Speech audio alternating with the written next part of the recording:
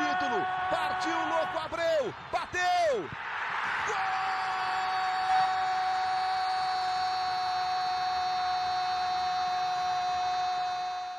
Salve, galera, ligada aqui no Panorama Botafoguense. Dia de jogo, dia de decisão, tem sempre conteúdo especial aqui no canal. Hoje é dia de decisão valendo vaga nas quartas de finais da Copa do Brasil. Botafogo e Atlético Paranaense. Primeiro jogo na outra semana, né? O Botafogo perdeu por 3-2. Agora tem que reverter o resultado em casa com mais de 30 mil pessoas no estádio. O Nilton Santos vai ferver. Meu amigo Massoni, que está aqui, vocês estão vendo aí na tela, sempre traz aquela análise, né, tática das equipes adversárias, vocês estão acostumados. Mas hoje a gente vai dar uma incrementada nessa situação. Como vocês estão vendo, o Rodrigo Coutinho é o nosso convidado de hoje. Ele que é um cara que faz um trabalho excepcional aí, está sempre aparecendo aí pelas TVs, pelos sites, sempre fazendo muitas análises táticas das equipes. Então a gente chamou o Coutinho para bater um papo aqui com a gente e para a gente falar, é claro, desse jogo envolvendo o Botafogo e Atlético Paranaense. Em primeiro lugar, Coutinho, muito obrigado aqui por aceitar nosso convite, cara. Seja muito bem-vindo aqui no Panorama Botafoguense. Fala, Wellington. Obrigado pelo convite. Uma honra estar aqui com vocês. Para a galera que está nos acompanhando também, o Menescal, o Massoni, todo mundo ligado com a gente. Vamos lá, vamos falar um pouquinho do líder, né, do Campeonato Brasileiro, do líder do grupo da Sul-Americana e que está na batalha aí para remontada contra o Atlético Paranaense. O jogo de hoje promete ser muito bom. É isso aí. Bom, deixa eu passar a voz aí para meus amigos Menesca. Fala aí, Menesca. Animado para hoje, meu parceiro? Beleza, galera. Pô, aquela ansiedade sempre bate um pouquinho, mas animado demais, cara. Espero que o Botafogo consiga uma vitória até interessante, vamos dizer assim, sem susto, né? Porque a gente precisa de um gol para ir pros pênaltis ou 2 gols ou mais para classificar direto, que eu imagino que vai acontecer. Então, vamos rezar para que tudo dê certo e o apoio da galera, mais de 30 mil pessoas, vai vir com tudo, acho que vai ser bem legal. Ô, Massoni, daí as boas-vindas também, mas deixa eu te falar. Pô, tu faz a análise tática maneirona aqui no canal. Eu já te falei isso várias vezes, todo mundo elogia. Mas hoje eu ajudei no teu trabalho. Pô, tá com a fera aí. Pô, hoje tá aqui do meu ladinho. Hoje, tá aqui, ó. Aqui, ó. Hoje tem um cara que eu já acompanho o trabalho dele há muito tempo. É até um prazer ter essa oportunidade de ter um debate com ele sobre futebol e tudo mais. Porque a parte tática do jogo é uma parte que me chama muita atenção. Eu gosto muito, eu estudo um pouco e por aí vai. E aqui no canal, o Rodrigão, a gente tem sempre no pré-jogo, a gente solta uma análise do adversário, com 1 ou 2 pontos fortes e 1 ou 2 pontos fracos das equipes que o Botafogo vai enfrentar. E hoje a gente vai debater um pouco isso, a gente vai debater Botafogo, o momento do Botafogo, e depois a gente pula para um Atlético para entender e conversar um pouco sobre as valências e os defeitos deles, vamos dizer assim, os caminhos que o Botafogo pode percorrer para conseguir a remontada, né? Ansiedade pura, o Wellington já me conhece muito bem. Amanhã é dia de chegar no Nilton Santos. Hoje é dia de chegar no Nilton Santos meio-dia. Meio-dia tá almoçando lá na porta já, esperando antes do fogão chegar. E Rodrigo, muito obrigado mais uma vez pela presença. Cara, acompanho o seu trabalho já há muito tempo. Um prazerzão estar trocando essa resenha contigo. Que isso, prazer é todo meu. Obrigado aí pelas palavras, né? Estamos deixando bem à vontade. Vamos lá, vamos trocar ideia, que não tem certo, não tem errado. A gente debate mesmo. Exatamente. E é isso que é bacana, né? Da gente trocar essa ideia sobre futebol e tendo essa abordagem respeitosa, né? Falando de futebol, do jogo em si. Eu gosto muito disso. Exatamente. Massoni, vou começar com a primeira pergunta simples para o Rodrigo, né? Quem te acompanha lá o trabalho dele, as análises dele. Rodrigo, Campeonato Carioca, Botafogo foi aquela tragédia, né? Teve todo mundo pedindo a saída do Castro, etc. Briga para cá, briga para lá, crise. E aí no Campeonato Brasileiro, cara, essa maravilha, Botafogo líder, jogando bem. Copa do Brasil, Botafogo bem também, Sul-Americana na liderança. Queria que você fizesse aí uma breve análise, cara, uma opinião sua o que melhorou no Botafogo do Luiz Castro. O que fez o Botafogo ter um primeiro semestre tão ruim, na sua opinião, e agora o que melhorou para o Botafogo ser tão forte nas competições? Então, Wellington, você sabe que essa é uma pergunta que é muito boa e eu tenho muita dificuldade de responder, né? Porque eu duvido, né? A gente posso até compartilhar essa opinião com vocês para saber qual era a opinião de vocês. Vocês imaginariam que, se fossem perguntados há 2 meses atrás, que o Botafogo estaria jogando esse futebol hoje, vocês acreditariam nesse momento? Não.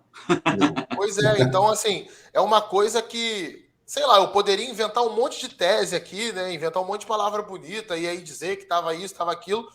Mas não, cara, assim, qual é a minha sensação, tá? Qual é a minha opinião? Eu acho que se criou uma expectativa muito grande no ano passado e é natural, o Botafogo é um clube que persegue grandes conquistas há muitos anos, né? A torcida é carente disso, precisa disso. Teve rebaixamentos ao longo desse tempo, teve campanhas ruins em campeonatos importantes, Campeonato Carioca sem se classificar para a segunda fase, né? Como aconteceu de novo esse ano. Então, assim, é natural que a chegada da SAF e os maiores investimentos trouxessem ali uma certa ansiedade para que o time começasse a jogar bem de repente. Mal comparando, é um processo que está acontecendo com o Vasco agora. O Vasco está sofrendo muito disso agora e não é à toa que está sendo muito cobrado. Aí a gente pode debater algumas contratações que foram feitas desde o ano passado. É impossível você acertar em mais de 20 contratações, quase 30 contratações. Sabe? Isso é impossível de você conseguir, principalmente porque são contratações feitas a toque de caixa, né? Para a galera ter uma ideia, quando um clube que é sério, um clube que é organizado, como o Botafogo está se tornando, né? Com um departamento estabelecido, as contratações da janela agora, do meio do ano, elas começam a ser pensadas no final do ano anterior. São jogadores que estão sendo observados há muito tempo, e aí se pondera a adaptação dele ao clube, se busca informação. Isso não pode ser feito inicialmente no Botafogo. O dinheiro chegou, a gente tem que contratar, a gente, no caso, a diretoria do Botafogo, colocar um time mais forte em campo, chega uma nova comissão técnica no meio disso tudo, jogadores de diversos cantos do mundo, né? Diversos times diferentes, a demora para entrar em forma, para se adaptar, para se estabelecer, inclusive fora de campo, né? Entender o que é jogar no Botafogo, morar no Rio de Janeiro, como funciona a torcida, enfim, tudo isso, e a gente está falando de mais de 20 indivíduos. Tudo isso, cara, não é tão simples assim. Não é futebol de videogame, né? Que a gente vai botar ali os jogadores e ali, a partir do primeiro jogo, eles vão começar a jogar. Então, acho que foi um somatório de muitas coisas, né? Óbvio, o Luiz Castro errou pra caramba no passado. A gente pode falar aqui de vários erros que ele cometeu nessa temporada também. Aquele jogo contra a Portuguesa, por exemplo, né, da eliminação do Botafogo do Campeonato Carioca, ele escala 3 zagueiros, 2 atacantes de ala, e aí um espaço imenso entre zagueiros e alas, né? Nitidamente não era algo que o time não estava pronto para jogar daquele jeito ali. E aí acaba desperdiçando uma classificação que seria importante, mesmo que o Botafogo não fosse campeão carioca, mas era importante estar ali entre os 4, se fazer presente como clube gigante. Então, acho que meio como se fosse uma virada de chave, né? Eu acho que isso começa um pouquinho antes do Campeonato Brasileiro. Aquela série invicta do Botafogo começa do Brasileirão, que teve jogo ruim no meio, né? Teve aquele jogo lá contra o Magadiani com 1 a mais e tomando um sufoco, empatando o jogo, tomando um sufoco no final. Teve empate no Campeonato Carioca, teve vitória no Foco jogando mal. As próprias 2 rodadas iniciais do Brasileirão, eu não acho que o Botafogo tenha feito grandes partidas contra a Bahia. São jogos, inclusive, se a gente olha com carinho o jogo, o Botafogo chegou perto de ter os 2 jogos, né? O São Paulo tem uma grande chance antes do gol do Eduardo de cabeça, no final do segundo tempo, e o Biel do Bahia tem uma chance muito boa antes do Botafogo fazer o 2 a 1 com o Tietê.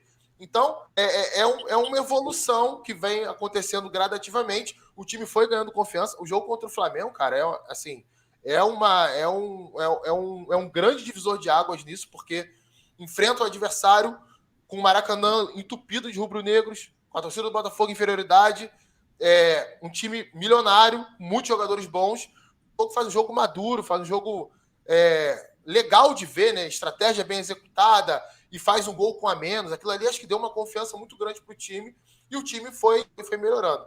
Tem um detalhe do Botafogo nessa temporada que não aconteceu no ano passado, que eu acho que para mim é um dos pontos chaves para entender esse time, que é a parte física. O Botafogo voa, o Botafogo atropela os adversários fisicamente falando. É claro que tem características do jogador, né? Muitos jogadores, aliás, inclusive, vou cometer uma inconfidência aqui. Eu sou muito amigo do Rafael, né, que é um dos scouts do Botafogo, e a gente já conversei várias vezes com ele depois que ele foi para o Botafogo, e ele me falou sobre isso algumas vezes. A gente realmente tem esse plano mesmo de ter um time mais forte fisicamente, um time grande, um time forte, alto, rápido, porque o futebol de hoje precisa disso. E com a mudança, do gramado do estádio Newton Santos, isso aí se torna ainda mais importante. O jogo fica ainda mais vivo, a bola ainda mais em disputa. Então, é uma equipe que tem essa característica. Então, acho que, desculpa me estender um pouquinho, mas eu tentei fazer um resumo daquilo que eu vejo nesse momento do Botafogo. Não, perfeito. Massoni, tá contigo. Não, ele tocou em pontos assim que eu acho muito interessantes e que a gente já debateu em alguns momentos aqui no canal, né? Essa evolução do Botafogo do início do ano para o Botafogo de hoje, que vai disputar essa vaga na Copa do Brasil, a evolução é muito grande para um período de tempo muito curto.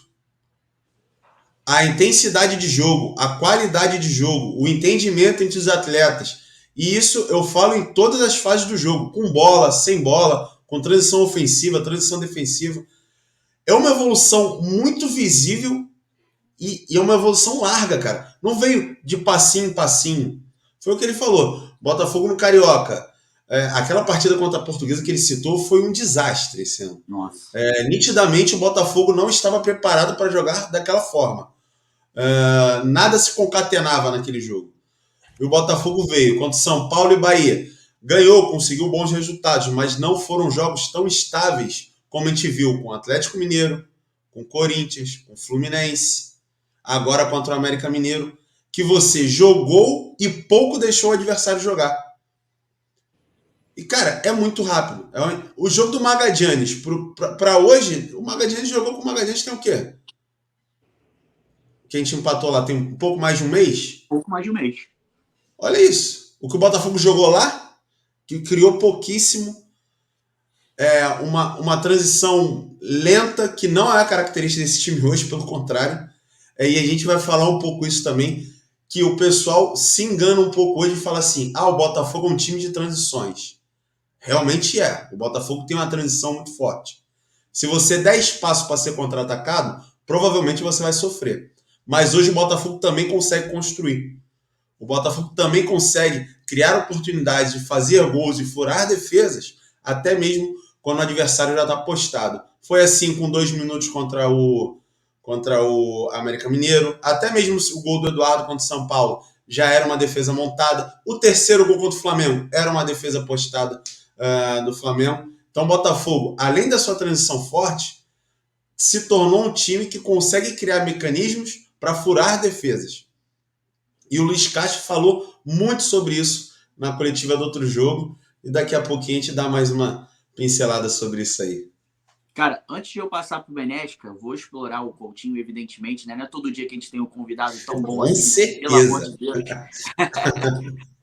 Coutinho, a gente vem, o Massoni tocou um pouco no assunto, e a gente vem debatendo aqui, inclusive eu fiz um vídeo aqui no canal sobre isso, a importância da estrutura, né? Porque eu acho que, é claro, o torcedor, na maioria dos casos, ele só olha o dentro de campo, né? A bola dentro do gol, as vitórias chegando, a proximidade de títulos. Só que o Botafogo, além desse trabalho dentro de campo, ele vem fazendo um trabalho fora de campo também, né? Hoje o Botafogo tem um CT que não é o ideal, mas atende bem. O Botafogo hoje tem salários em dias. O Botafogo hoje vira e volta, está comprando equipamentos para ajudar no DM, preparação física, fisiologia, enfim. E eu sempre debato aqui o seguinte: antigamente, por mais que fosse um jogador de nome, até de renome no futebol nacional, o cara chegava no Botafogo e olhava e falava assim, que é isso, cara? Que clube é esse? Eu não tenho CT, eu não tenho campo para treinar, eu não tenho campo para jogar, eu não tenho departamento médico. E acho que hoje... Eu não tenho salário, muitas vezes. Não tenho salário também, E eu acho que hoje esse preparo, né, esse trabalho fora de campo é primordial, porque hoje o cara chega no Botafogo e, de repente, eu citei até o exemplo do Adrielson, né, que veio do esporte. O Adrielson, de repente, chegou no Botafogo, olhou e falou, caramba, velho, olha a estrutura que o Botafogo hoje está, olha o elenco. O cara sente uma parada diferente, né? Então, assim, esse trabalho que é pouco visto pelo torcedor é mais do que fundamental e explica também muita coisa do bom momento que o Botafogo vive, né? Não, com certeza, né? Isso aí é fundamental, cara. Eu acho que você foi muito feliz quando você falou que o torcedor, ele se apega só realmente ao campo, né? E aí, cara, é normal, sabe? O cara já tem lá o trabalho dele, tem os problemas dele, ele não vai ficar ali preocupado com se o jogador está tentando bem dentro do CT, se ele tem um quarto confortável para ele ficar, né? Eu estava vendo uma reportagem sobre o CT do Palmeiras, pouco tempo atrás, sabe? É um nível de profissionalismo tão alto que os jogadores eles são proibidos, inclusive, de tomar café da manhã em casa, né? Cada um tem que chegar no CT, o treino é 11 horas, eles têm que chegar 2 horas antes lá para tomar o café da manhã com uma alimentação que é voltada para cada tipo de jogador, né? Para a dieta de cada jogador. E acredito que o Botafogo, não só o Palmeiras, mas outros clubes, e o Botafogo está incluído nele, entre eles, façam isso também. Então, isso é muito importante. Tudo isso é convertido em performance em campo, dessa questão física que a gente citou aqui algumas vezes já. Então, é fundamental. No ano passado, naquelas imagens lá da invasão no CT do Botafogo, eu fiquei um pouco assustado, né, com a estrutura ali que os jogadores estavam fazendo tratamento, que ali foi uma coisa meio... Então, é um ponto também que a gente pode citar do ano passado. A gente falou de tanta coisa aqui.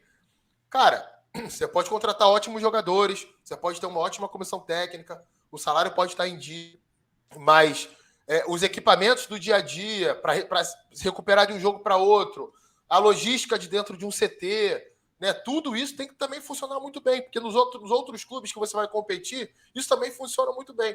O Corinthians, por exemplo, vive uma grande crise econômica.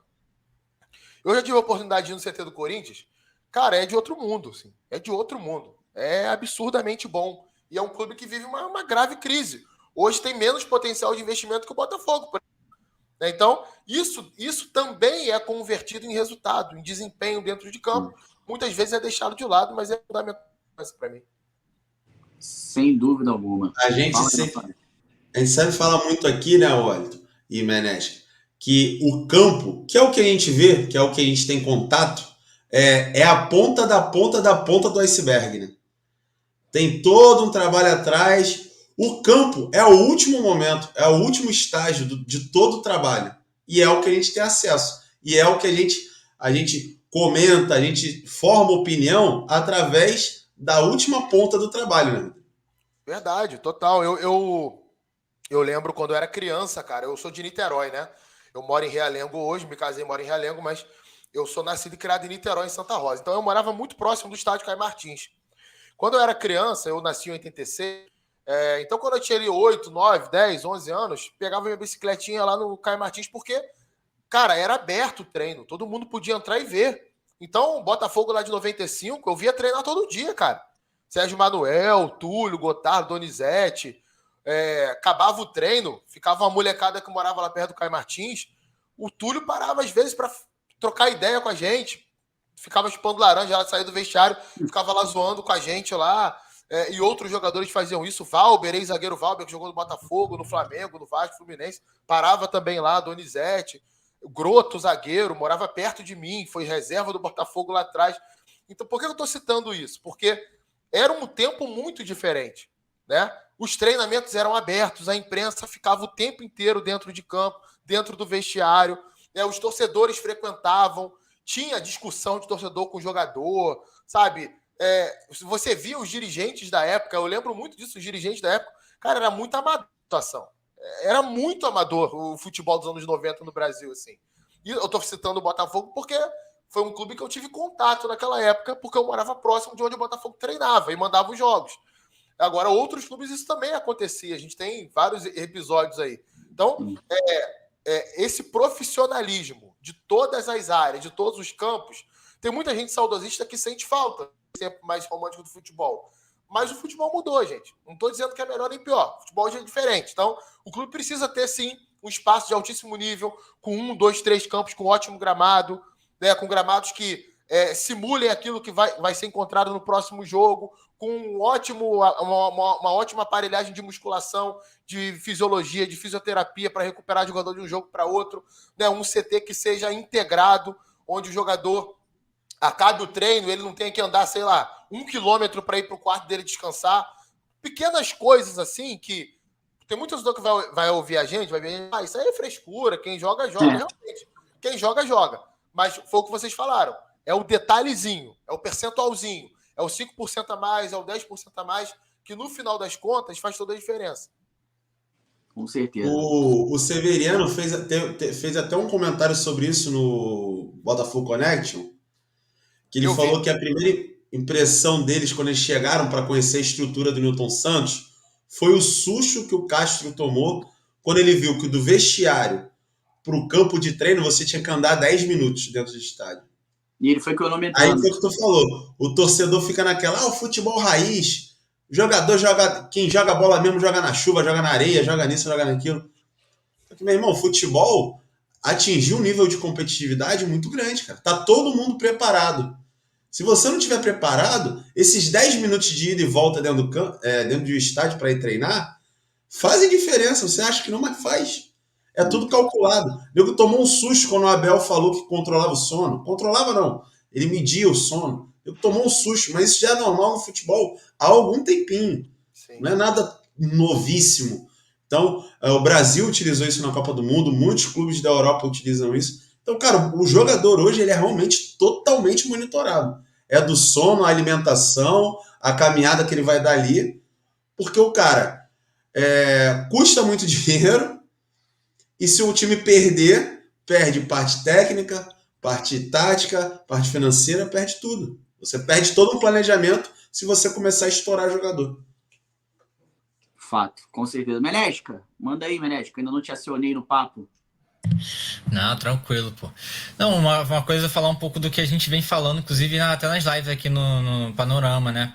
Que é a questão da diferença também do ano passado para esse ano, né? Ano passado o Botafogo começou com a questão da SAF e tudo mais, e a gente sabe que o discurso ali do John Textor e tudo mais era a questão de manter o Botafogo na Série A, né? Então isso era o fato que a gente já sabia. E aí foi chegando mais perto do final do ano, a torcida começou a chiar porque ficou próximo da Libertadores, aquela coisa toda, né? Mas eu acho que foi feito o trabalho que era esperado, vamos dizer assim, né? Para manter o Botafogo na Série A do Brasileiro. E aí vem para esse ano agora, a gente, como vocês falaram já também, né? Começa o ano meio conturbado ali com esse Carioca e tudo mais, acaba até levantando a taça ali, da Taça Rio. Mas depois disso o Botafogo começa a dar uma engrenada, né? Então a gente fica pensando se o planejamento para esse ano é realmente, né, de tentar algum título, de buscar algo a mais, e essa diferença, queria que você falasse de repente um pouquinho, né, Rodrigo, sobre essa diferença justamente do ano passado, desse começo de SAF, para esse ano já de 2023, que a gente já tem aí um ano de SAF, um ano e pouquinho que está andando, e que a gente está conseguindo realmente ter coisas boas, né, contratações interessantes e importantes também que foram feitas no meio do caminho, e a gente vê um discurso um pouco diferente, né? Se no passado era para ficar na Série A, eu acho que hoje a gente está um pouquinho, de repente, já não só a gente, mas a torcida já está naquela expectativa de repente alguma coisa melhor acontecer já esse ano, né? Mesmo tendo pouco tempo de SAF. Então, o Menesco, eu acho que assim, uma coisa, acho que a gente tem que tentar separar a expectativa do torcedor, né? Que ele é passional. Ninguém está pedindo aqui para o torcedor não sonhar com o título brasileiro. Sim. Né? Eu não estou sonhando. Que nada. Ninguém tá, pô. Ninguém tá. Ele tem total direito disso. Mas se a gente volta no tempo, sem o revisionismo, né? Sem mudar de opinião depois do tempo, em janeiro, provavelmente, no planejamento do Botafogo de metas, não estava ali o título brasileiro. E é normal que não esteja. Como você bem falou, se no ano passado o norte era se manter na Série A e talvez beliscar ali uma Sul-Americana, como conseguiu, para esse ano não pode ser o título. Né? É um salto muito grande. Cara, se o Botafogo for campeão brasileiro, para a torcida alvinegra é maravilhoso. Né? Isso já aconteceu outras vezes, clubes que não se planejaram, que não vislumbraram isso nesse momento, acabaram conseguindo. Então, se isso acontecer, é ótimo. Agora, se não acontecer, é preciso ter cuidado com a expectativa e a realidade. Porque, assim, se a gente acabou de dizer que o Botafogo há 2 meses atrás não era um time confiável, hoje a gente não pode dizer que o Botafogo é o melhor time do Brasil. Mesmo o Botafogo liderando o Campeonato Brasileiro com 5 pontos de diferença para o Palmeiras. O melhor time do Brasil nesse momento ainda é o Palmeiras. É o time mais regular, é o time mais confiável ao longo do tempo. Pode se tornar o Botafogo. O que vai dizer isso para a gente é o desempenho do time. Como o time vai respondendo ao longo dos próximos meses, das próximas rodadas. Vai ter momento de oscilação. Não adianta se iludir, achar que o Botafogo vai jogar as 38 rodadas do Campeonato Brasileiro, porque isso nunca aconteceu com nenhum time. Nem lá o Flamengo do Jorge Jesus de 2019 aconteceu. Nem o Palmeiras do ano passado, do Abel Ferreira, que ganhou com folga o Campeonato Brasileiro, isso aconteceu. Nem o Corinthians do Tite lá em 2015, o Cruzeiro do Vanderlei em 2003, todos esses grandes times aí da era dos corridos, eles não estiveram bem as 38 rodadas. eles tiveram de oscilação, 2, 3, 4 jogos sem vencer, 3 derrotas seguidas. E é natural que isso aconteça. E quando isso acontecer, é tentar... E aí eu digo internamente, tá? Não estou falando isso para o torcedor. Estou falando internamente, para dentro da gestão do Botafogo, é aliar expectativa e realidade. Qual era a nossa no início do ano? Qual era a nossa expectativa no início do ano? Bom, provavelmente era chegar no G6, beliscar uma Libertadores. No meu modo de ver, é o segundo passo racional para quem no ano anterior buscava se manter na Série A e investiu bastante dinheiro. O Botafogo hoje tem um bom elenco, o Botafogo gasta bastante dinheiro com seu elenco. Até o final do ano passado, hoje eu não tenho essa conta, mas até o final do ano passado, o Botafogo tinha a 6ª maior folha salarial do nosso futebol. Eu não sei se isso continua assim, se aumentou, se diminuiu, mas certamente está entre as 8. E é um bom elenco. A gente olha alguns setores, pode melhorar? Pode, mas, cara, a gente olha para o meio-campo do Botafogo. Se todo mundo estiver bem, cara, tu pode montar o meio-campo de várias formas diferentes. Esse jogo agora do final de semana foi um grande exemplo. O Eduardo jogou de 9, né? Falso 9 no ataque. O Lucas Fernandes entrou de meia. Não tinha o Gabriel Pires, não tinha o Danilo Barbosa. Segovinha estava de fora também, que poderia talvez entrar ali também. Jogou o Lucas Fernandes e tinha Marlon Freitas. Até lá no jogo no Peru entrou o JP Galvão depois. Então, assim, é um elenco, sobretudo no centro do campo, meio campo, nas pontas, que tem muitas opções de qualidade. Tem peça de reposição, é um elenco equilibrado nesse ponto. Então, pensar no Botafogo do segundo ano de SAF, para mim, é pensar num Botafogo que tem que ficar entre os 6 primeiros colocados do Campeonato Brasileiro. Aí, vai ter muito torcedor que vai chegar assim, pô, a gente é líder do campeonato, está querendo jogar água no nosso show e tudo mais. Não é isso. É apenas um pequeno choque de realidade com aquilo que era falado do time pelos próprios torcedores do Botafogo há 2 meses atrás. Então, vamos ter calma, vamos aliar a expectativa e realidade. O negócio do Botafogo hoje é ficar no bolo. Tem que ficar no bolo. Primeiro, segundo, terceiro, primeiro, segundo, terceiro. No final do ano, amigo, se você está perto da conquista do título, as coisas mudam. Né? Você consegue dar um gás ali no final. Vai ter a janela de meio de ano agora. Com certeza o Botafogo vai trazer reforços importantes aí, vai qualificar ainda mais o elenco. Então, eu vejo muito dessa forma. E eu falei isso algum tempo atrás, acho que foi na Band que eu falei isso. Para mim, o título que o Botafogo tem que mirar mesmo nessa temporada é a Copa Sul-Americana. Eu vou falar por quê. Porque é um torneio internacional, em termos de marca para o clube, é excepcional, mesmo que não seja o principal campeonato da América do Sul, não é. Mas é um título que quem está fora do Brasil olha assim, pô, o Botafogo foi campeão, o Botafogo ganhou a Conmebol atrás, o Botafogo que não é campeão brasileiro há um tempo, que jogou a Série B do futebol brasileiro. Aí o Botafogo acabou de ser campeão da Sul-Americana. Vamos ver o time do Botafogo. E olha lá, o Luiz Castro é o técnico. Treinou o Porto, treinou o Shakhtar. E é assim que se constrói. É assim que se reconstrói a imagem de um clube. Não que não possa ser campeão de outras coisas, né?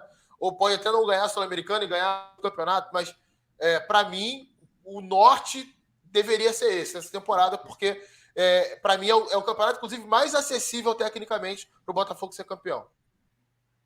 Eu concordo. Eu também tô com esse pensamento. Quero ganhar tudo, mas concordo com você em relação a isso. Cara, você comentou ali sobre o scout. Não é impossível a gente não comentar, né, sobre essa situação, porque muito no início, né, eu lembro que uma vez eu fiz uma live aqui, bem no início da SAF do Botafogo, aquela questão do scout. Talvez tenha sido o Eduardo, cara, eu não lembro bem, mas acho que foi o Eduardo. E aí teve um torcedor na live que comentou assim: é para isso que contratou scout? Para trazer esse tal de Eduardo? Eu falei: isso. Seja bem-vindo à nova era, é exatamente isso. O scout vai descobrir atletas tão não conhecidos, mas que tenham qualidade técnica. E o Botafogo, né, cara, na última janela trouxe jogadores importantes, gastou cerca de 15 milhões de reais. Como é que você vem avaliando também, cara, primeiro esse processo, né, de Botafogo investir nesse setor de scout, fazer um setor forte dentro do clube, e também as contratações. Claro, como você bem disse antes, não vai acertar em todos, acho que é impossível acertar em todo mundo no futebol, mas o saldo do scout do Botafogo em relação a contratações é muito positivo, cara. Não, concordo. A gente olha aí a maioria dos reforços trazidos pelo Botafogo, sobretudo aqueles que o Botafogo gastou dinheiro para trazer, quase todos eles deram um retorno positivo, né? Tem um ou outro que a gente pode falar, que, como eu falei, vai ter erro, né? Não tem como não ter erro. Muitas e muitas vezes o torcedor tem a ilusão de que todo jogador que chega é um jogador que o scout estudou durante meses. Não é. Muitas e muitas vezes, mesmo sendo SAF, tem muito de treinador indicar, de empresário que é amigo de diretor tocar na fita, tem contrapeso, tem tudo isso, gente. O futebol, não vamos tapar o sol com a peneira, não. Acontece sendo SAF ou não sendo SAF. Tem contratação que alguém lá do scout pode, cara, eu não acho que isso aqui seja bom. E aí o diretor que está acima dessa galera bate o pé, o treinador, ou o caso contrário, né? Eu sei de cada jogador no Botafogo, por exemplo, o Jefinho e o Hugo, para o esquerdo, que hoje é reserva e tem jogado mais. O Luiz Castro, inicialmente, ele achava que os dois eram muito, muito frágeis fisicamente para jogar no profissional do Botafogo. E assim, ele não deixa de ter um lado de razão. Realmente eram jogadores frágeis fisicamente, mas que acrescentavam outras características que em algum momento foram importantes para o Botafogo. O Jefinho é a maior venda da história do Botafogo, né? Me corrija se eu estiver errado. Foi para o Leão como a maior venda. Então, eu vejo essa questão do scout, e aí não serve só para o Botafogo, né? Para todos os clubes. Isso é um baita de investimento. Sabe? Esse investimento é um investimento que vai fazer você gastar melhor, vai fazer você errar menos em contratação, desde que os processos sejam respeitados. Desde que você tenha profissionais de qualidade, óbvio, e aí tem muitos no mercado. O Botafogo tem poder aquisitivo hoje para trazer, como um bom departamento de scout. Tempo de avaliação, contexto, né, para você entender que jogador pode ser muito bom, mas não vai encaixar muito bem no contexto do seu clube, do seu time. E outras vezes que é inferior tecnicamente a ele, mas ele chega e vai te entregar um bom desempenho para a função que você precisa que ele faça. Então, isso é de fundamental importância, é algo que ainda está engatinhando no Brasil. Pra vocês terem ideia, cara, tenho muitos amigos nessa área, né? Um dos meus amigos, assim, é scout do Liverpool, o Dassler, ele inclusive é jornalista também, e scout do Liverpool aqui na América Latina. Cara, assim, a gente troca muitas ideias sobre isso, e ele me conta experiências de lá.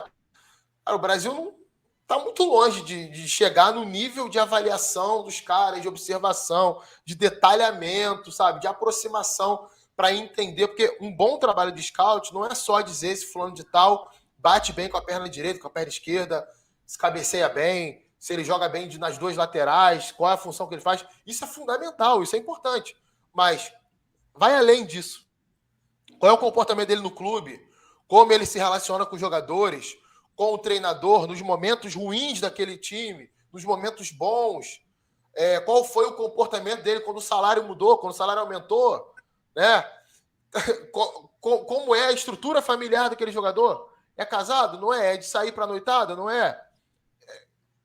Como que ele reage quando é chamado a atenção pelo treinador de uma forma mais veemente? Então, cara, tudo isso, os principais clubes do mundo vão mapeando, vão monitorando, vão buscando fontes, informações, conversando com 1, com 2, com 3, com 4. E aí, você pode errar. Fazendo tudo isso, você pode errar. Imagina se você não fizer. Então, é um trabalho que é fundamental no futebol de hoje. Infelizmente, no Brasil está engatinhando. O Botafogo começou isso. E que invista mais, assim como outros clubes também, porque a gente vai ver cada vez mais boas contratações no futebol brasileiro. Perfeito. Mas, a gente daqui a pouco vai ter que fazer parte 1 e parte 2, porque o papo tá bom pra caraca. Tá muito bom. Entrou no Botafogo Atlético Paranaense. Vamos pro Tá Botafogo muito bom, Atlético. Tá muito bom mesmo. Não, essa parada do scout que ele falou, cara, é interessante.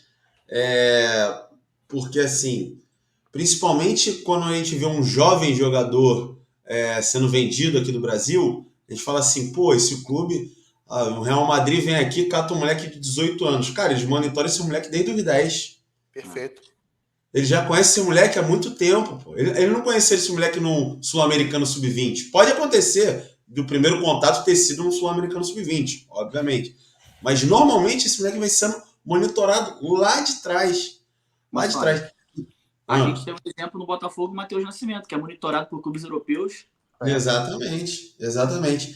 E também na hora de contratar. Porque, tipo assim, um exemplo. Não vou citar nomes, que eu não gosto de dar nome de jogador, mas um jogador pega um Campeonato Brasileiro, pô, o cara fez 18 gols no Brasileiro, preciso contratar esse centroavante, ele foi artilheiro.